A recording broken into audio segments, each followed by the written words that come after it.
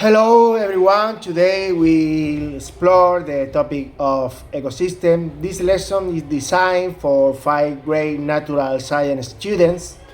My name is Javier Espinosa Carmona and we have a class of 20 students.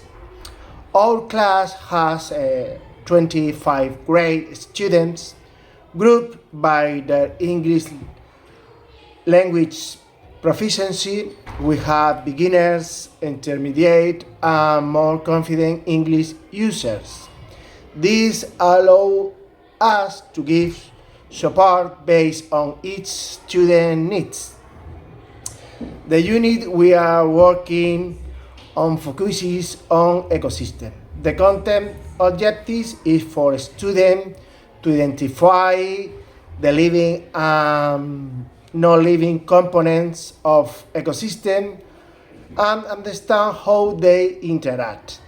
The language objectives is for students to use basic science vocabulary, form simple sentences to describe their observations, and communicate their ideas clearly in class. Let's look at the 4 C's of CLIL for this lesson. Content. Students will explore ecosystem, learning about living and non-living elements and how they interact. Cognitions. They will practice thinking skills such as classifying, comparing, and explaining relationships in ecosystem. Communication. A student will use key science vocabulary, make sample sentences to describe what they see and share their ideas. Culture. We will compare local ecosystems with samples from around the world, noticing similarities and differences. The lesson is divided into 5 parts. First one is warm up. We show a student a picture on an ecosystem like a forest or pond and ask questions such as what living things can you see, or where do these plant and animal live? Can use word prompts, while advanced students can answer in full sentences. 2. Input. We introduce the concept of ecosystem, explaining the difference between living and non-living things. Important vocabulary is highlighted. Beginners get visuals and gestures, while advanced students explain in their own words. 3. Practice. Students work in small groups to classify items as living or non living and discuss how these elements connect. Beginners match pictures and advanced learners write sentences. 4. Production. Students create a mini ecosystem by drawing and labeling each or presenting their group chart. Sentences starters are provided for beginners and advanced students describe interactions in more detail. Last one, for closing, we summarize key points and ask students to say one thing they learned.